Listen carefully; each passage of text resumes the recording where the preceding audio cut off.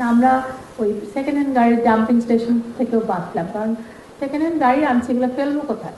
ফেলার জায়গা তো নেই, আসলে আমাদের উপর ফেলে দিয়ে যাওয়া হচ্ছে। তো একটা নতুন গাড়ি কিন্তু দেশি হোক বিদেশি হোক মিনিমাম 5টা বছর আমরা দেখেছি সুন্দর চল। একটা দুটো কোম্পানি আছে যারা বাংলাদেশে চুপচাপ ইভি গাড়ি, EV motor cycle, EV three wheeler করে ফেলেছেন, আমরাও জানতাম না। লাস্ট মোমেন্টে এসে জেনেছি তারা আসছেন। আপনারা দেখবেন যে আসলে ছোট একটা দেশ বলি, কিন্তু আমাদের দেশের মানুষকে আমরা মনে করি অনেক সাহসী।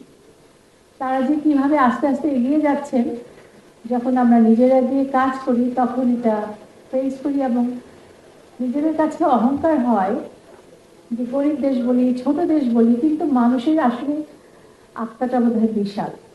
আসবেন, কারণ সত্যি সত্যি এরকম দুটা প্রতিষ্ঠান আছে যাদের নাম আমরাও জানতাম না, আপনারাও জানেন না, আমি শিওর, কারণ তারা এখনো লঞ্চ করেনি, কিন্তু তারা অনেক বিপ্লবের মতো কাজ করেছেন। যেমন একটি প্রতিষ্ঠান সবাইকে 100 একর জায়গা তাদের ফ্যাক্টরি, চুপচাপ কাজ করে গেছেন, আমাদের চেনা লোক, আমিও জানতাম।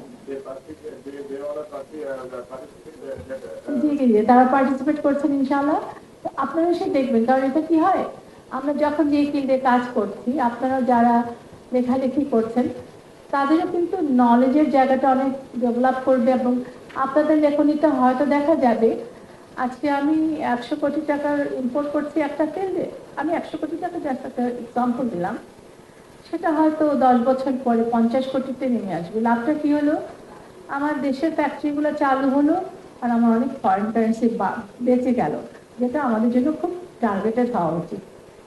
কারণ আমরা ওই সেকেন্ড হ্যান্ড গাড়ির ডাম্পিং স্টেশন থেকেও বাঁচলাম, কারণ সেকেন্ড হ্যান্ড গাড়ি আনছে, এগুলো ফেলবো কোথায়? ফেলার জায়গা তো নেই, আসলে আমাদের উপর ফেলে দিয়ে যাওয়া হচ্ছে। তো একটা নতুন গাড়ি কিন্তু দেশি হোক বিদেশি হোক মিনিমাম 5টা বছর আমরা দেখেছি সুন্দর চল। তো সেখানে আমাদের অনেকগুলো পরিবেশ বান্ধবতা বলেন, আমার ফরেন কারেন্সি বাঁচা বলেন, আমার দেশের ইন্ডাস্ট্রি এগিয়ে যাওয়া বলেন, আমার নিজের ক্রমশক্তি হওয়া, শক্ত হওয়া বলেন, সব কিছুই একভাবে হবে। তো motor show is not only motor show. আপনারা আসবেন, এনজয় করবেন, জানবেন। আর কোনো আপনাদের যদি কোনো ধরনের মতামত থাকে আমাদেরকে ওইখানেও জানাবেন, আমরা শুনবো। আমরাও যাতে আরো ভালো কাজ করতে পারি আপনাদের মতামত দেবেন, সেটা অবশ্যই গ্রহণযোগ্য হবে। আর আপনাদের সবাইকে ধন্যবাদ আমার সেই চা খাবে।